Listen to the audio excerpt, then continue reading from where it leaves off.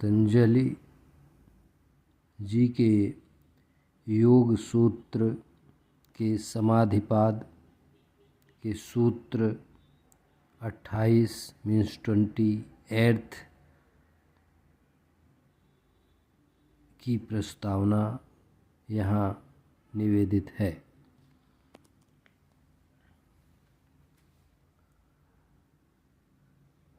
महर्षि पतंजलि जी योग के जनक हैं और उन्होंने योग सूत्र लिखा हुआ है। इसलिए यहाँ पे जो क्रम चल रहा है वो योग वास्तव में क्या है, कैसे करना चाहिए इत्यादि विषय को लेकर महर्षि पतंजलि के योग सूत्र पर ही चर्चा हो रही है। सूत्र 28 किस चीज़ के संबंध में है और यह जान लेना आवश्यक है।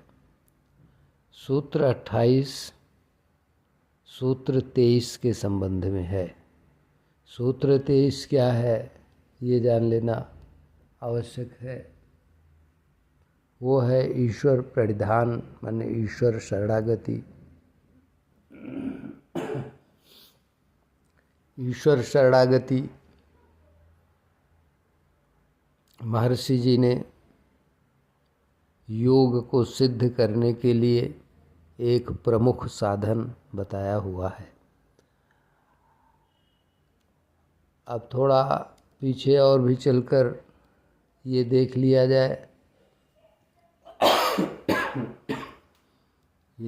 जाए कि योग क्यों आवश्यक है और क्या है। योग इसलिए आवश्यक है कि मनुष्य मात्र पूरे विश्व का एक चिंतनशील प्राणी है और अन्य सभी प्राणियों का ध्यान रख सकता है और अपने आप को जानकर आनंद को प्राप्त कर सकता है। यह योग का उद्देश्य है। तो लाभ दो तरीके का होता है। एक लौकिक माने सांसारिक लाभ माने अपने जीवन के उद्देश्यों को, जो लौकिक उद्देश्य हैं, उनको पूरा कर पाना। और दूसरा मानव जीवन का परम उद्देश्य होता है एक, वो ये है अपने आप को माने स्वयं को वास्तव में जानना समझना। क्योंकि आनंद स्वयं के अंदर होता है, अपने आप में ही होता है और लोग अज्ञानतावश इसको जान नहीं पाते। इसलिए वो जानना आवश्यक है और इसलिए उन्होंने योग की परिभाषा दिया है अध्याय 2 में कि योग चित्त की वृत्तियों का निरोध है। और ये सब क्योंकि पहले थोड़ा बताया जा चुका है इसलिए, और इधर इस चैनल पे सारा उपलब्ध है इसलिए इसको बताया जा रहा है। निरोध का मतलब कंट्रोल करना, नियंत्रित कर लेना वृत्तियों के ऊपर।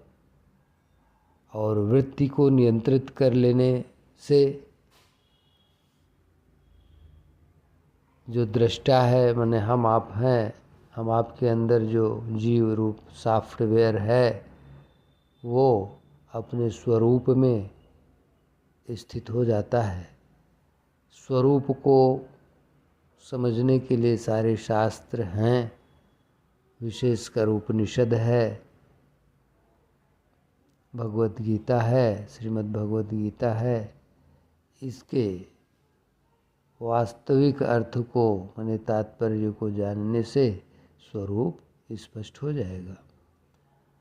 और अगर स्वरूप में दृष्टा माने जीव माने हम आप अवस्थित नहीं हुए तो आनंद नहीं आ सकता। ये सुनिश्चित है, ये सुनिश्चित है। आर्थिक संपन्नता ये कभी भी मूल आनंद का, संतुष्टि का और अन्य ईश्वरीय गुणों का सहायक अनिवार्य सहायक नहीं है। यह भौतिक दृष्टि से संपन्नता एक मान्यता मात्र है और ये कुछ भी नहीं है। हाँ, इससे बहुत सारी चीज़ें आदमी खरीद सकता है और कुछ देर के लिए संतुष्ट हो सकता है, लेकिन अगर वो स्वरूप ज्ञान उसको नहीं है तो वो और भी ज़्यादा असंतुष्ट और दुखी हो जाएगा। ऐसा इस विश्व में बहुतों को देखा जा रहा है और देखा गया है। इसलिए विश्व लेवल के जो धनी से धनी हुए, उन्होंने अपना मैक्सिमम संपत्ति ज़रूरतमंदों को दान दे दिया है। मुझको मालूम है कि विश्व का एक सबसे धनी व्यक्ति हुआ, उसने अपनी 90% संपत्ति गरीबों, ज़रूरतमंदों के वास्तविक सेवा में लगाया है। और इसलिए जो धन के लिए ही खाली कार्य कर रहे हैं और कहते हैं मैं सफल हो गया, मैंने वो सफल हो गए, उनसे पूछिए क्या वो संतुष्ट हो गए हैं, क्या वो सुखी हो गए हैं, क्या वो आनंद को प्राप्त कर लिए हैं। तो मेरा पूरा विश्वास है कि उत्तर नकारात्मक मिलेगा, अर्थात वे संतुष्ट नहीं हैं। अच्छा, तो योग का यह लाभ है। पहला लाभ, मनुष्य अपने लौकिक माने सांसारिक माने दैनिक माने पारिवारिक या सामाजिक कार्यों में प्रगति करेगा। ये प्रथम लाभ है और ये लाभ तुरंत से शुरू हो जाता है। जैसे ही आप योग का वास्तविक तात्पर्य महर्षि पतंजलि जी ने जो बताया है सुनना ही शुरू करते हैं, उसी समय से वो लाभ शुरू हो जाता है। अब क्योंकि बहुत देर तक वो आप और हम या कोई भी स्थिर नहीं रख पाते हैं, इसलिए फिर असंतोष व्याप्त हो जाता है। इसलिए प्रयास करना चाहिए, अभ्यास करना चाहिए, उसको योगाभ्यास कहते हैं। तो सूत्र 27 तक निवेदन किया हूँ। आज सूत्र 28 की प्रस्तावना निवेदन कर रहा हूँ और इसके बाद सूत्र 28 हम आपके सामने बताएंगे, निवेदन करेंगे। सूत्र 28 में है तत् माने उसकी जप करना और उसके अर्थ की भावना करना। कल सूत्र 27 हुआ है कि तस्य वाचक प्रणवः, उसका वाचक प्रणव है। शब्द और ध्वनि और भाषा ये व्यक्ति को नहीं पहचानती, लेकिन व्यक्ति का पूर्वाग्रह इनको जरूर पहचानता है। उदाहरण के लिए 5 किलोमीटर ऊपर, पृथ्वी से 5 से 7 किलोमीटर उड़ती हुई हवाई जहाज़ एक ध्वनि निकालती है। और वो कल मैंने निवेदन किया, एकदम नीरव स्थान, एकांत स्थान पर कोई बैठ कर वो ध्वनि सुने तो लगता है कि ओम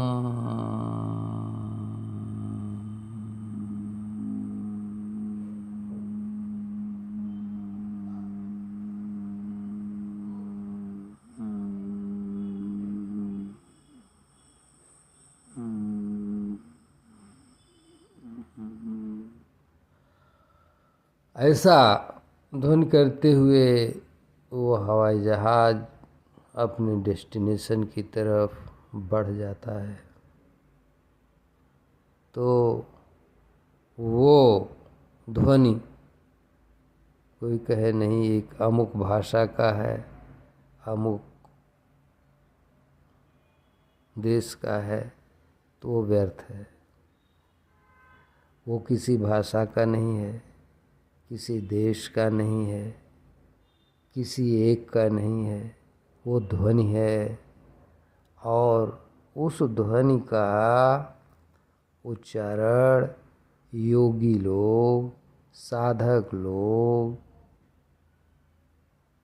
ईश्वर के नाम का स्मरण करने के लिए, याद करने के लिए, उनका अर्थ को समझने के लिए करते हैं। यह जो है यह एक योग का साधन है। योग करने का यह एक प्रकार है सिद्धि प्राप्त करने का। अक्सर क्या देखा गया है कि आज लोगों को एकांत ही नहीं मिलता, तो वो 5 किलोमीटर ऊपर उड़ती हुई जहाज़ की आवाज़ उनको पता ही नहीं कैसे होती है, बैठे ही नहीं। हवाई जहाज़ तो रोज़ उड़ता है, हमेशा उड़ता है, लेकिन उसकी जो आवाज़ मधुर होती है और फिर जाते जाते दूसरे देश की तरफ चली जाती है और हवा में जब विलीन होकर शांत होती है, उसके बाद ऐसा लगता है कि वही आवाज़ अभी भी आ रही है। ऐसा किसने महसूस किया? नहीं महसूस किया तो क्या साधन करेगा? बात को सुन के समझना चाहिए, शांति मिलेगी। सुनते ही लौकिक लाभ होगा, क्योंकि लौकिक लाभ ये भी है, कोई डिप्रेशन की मेडिसिन खाता है, नींद की मेडिसिन खाता है, तब नींद आती है। तो कुछ ये सब जानने सुनने से वो सब मेडिसिन नहीं खानी पड़ेगी, तो कितना लाभ शरीर को होगा। कोई जानवर पृथ्वी पे वो आज तक उसको मेडिसिन ऐसा नहीं दिया गया, उसको ज़रूरत नहीं पड़ी, लेकिन मनुष्य मात्र बहुत बुद्धिमान है और पूरे दुनिया भर में नींद की मेडिसिन और ये डिप्रेशन का मेडिसिन कितने बड़े पैमाने पे खाई जाती है। तो यह तो लौकिक लाभ है। पारमार्थिक लाभ का तो कुछ हद हिसाब नहीं है, मतलब वो तो अनलिमिटेड आनंद है कि शास्त्रों में वर्णित है सबसे ज़्यादा आनंद किस में आता है, तो जिसकी जो भावना रहेगी कहीं इसमें आता है, उसमें आता है।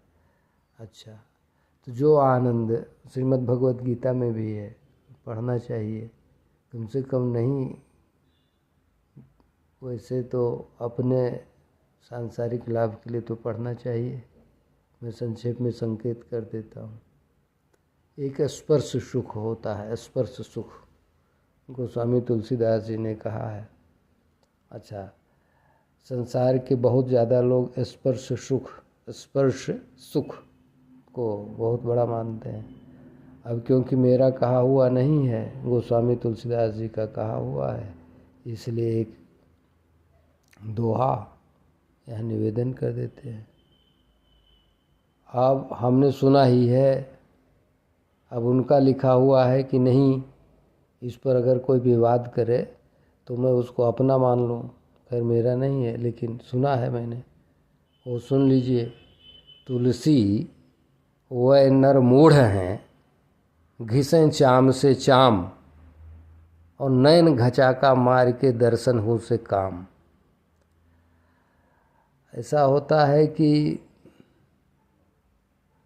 आज के समय से ही नहीं, बहुत दिन से विद्वान लोग सतमार्ग पे ले आने के लिए प्रयास करते रहे हैं, लेकिन न तो पहले के लोग सतमार्ग पे सबके सब आए, न तो आज सबके सब सतमार्ग पे आएंगे। लेकिन जो विवेकवान हैं वो ज़रूर उस पर ध्यान देंगे। ऐसा नहीं है कि कोई ध्यान नहीं देगा, क्योंकि सुख सबको चाहिए। अच्छा, एक बहुत साधारण परंतु जिस पे लोग ध्यान नहीं देते वो निवेदन करता हूँ। अगर किसी को प्रणाम किया जाता है, नमस्कार किया जाता है, अपने से बड़ों को जब भी प्रणाम किया जाता है, तो सबसे अधिक संख्या में किस शब्द का मतलब क्या आशीर्वाद मिलता है? सबसे बड़ी संख्या में क्या आशीर्वाद मिलता है? यह एक बहुत बड़ा विचारणीय मुद्दा है। जब भी अपने से बड़ों को कोई प्रणाम करता है तो बड़ा वाला जो व्यक्ति है जिसको प्रणाम किया गया वह एक आशीर्वाद देता है। और हमने इस पे देखा है कि 90% से ज़्यादा लोग एक ही आशीर्वाद देते हैं और वो बोलते हैं खुश रहो। अब यह एक विचार का विषय है कि खुश रहना माने प्रसन्न रहना कितना कीमती है, कितना कीमती है, इसका साधारण रूप से वर्णन करना मुश्किल है। इसलिए सबसे बड़ा आशीर्वाद लौकिक सांसारिक यही है, किसी ने बड़े को अपने से बड़े को प्रणाम किया जाए और बड़ा खुश होने का आशीर्वाद दे। तो योग जो है खुश रहने का, प्रसन्न रहने का, भगवत गीता खुश रहने का, प्रसन्न रहने का, संतुष्ट रहने का विवेक देता है। कल हम निवेदन करेंगे श्लोक नंबर 28 का, हम कल निवेदन करेंगे। ये न तो किसी पूर्वाग्रह से ग्रसित है, और न तो किसी एक देश के लिए है, और न तो किसी एक व्यक्ति के लिए है, पूरे विश्व के लिए है, समान रूप से है, समान भाव से है, पूर्वाग्रह से रहित है। क्योंकि जब ये लिखा गया, जब ये सब लिखा गया है, तब कोई परिकल्पना भी नहीं थी कि इतने तरीके के देश होंगे और क्या क्या होगा, और इतने मतभेद और इतना उसकी तो वो लोग सोचे भी नहीं रहे होंगे। हाँ, कुछ लोग विचार किए थे कि बड़ा मतभेद हो जाएगा और यहाँ तक कि आदमी ही आदमी नहीं, देश के देश लड़ जाएंगे आपस में। फिलहाल सब आवश्यकता होती होगी, भगवान जाने, ईश्वर जाने। तो अब आगे हम इतना ही यहाँ पे कह रहे हैं। कल भी बताया तस्य वाचकः प्रणवः, आज उस पर थोड़ा सा निवेदन किया। और फिर इसमें 28 का कल वर्णन करेंगे। और तज्जपः तदर्थ भावनम, मैंने ईश्वर का जप करना और ईश्वर की भावना करना, ये उसका तात्पर्य है। ईश्वर क्या है हमको कुछ नहीं मालूम है, लेकिन महर्षि पतंजलि जी ने योग सूत्र में जितना लिखा है उतना मैंने पहले निवेदन कर दिया। अब कल सूत्र 28 में ये निवेदन किया जाएगा यहाँ से कि तद जप माने ईश्वर के नाम का जप और तद अर्थ भावनम और ईश्वर का जो अर्थ है या ईश्वर के लिए भावना करना, विचार करना, सद्भाव रखना, भजन करना, उच्चारण करना, भक्ति करना, सेवा करना इत्यादि तदर्थ भावना है। तो इस पे कल निवेदन करेंगे। आज सूत्र 28 की संक्षिप्त प्रस्तावना इतना निवेदन कर दिया। ओम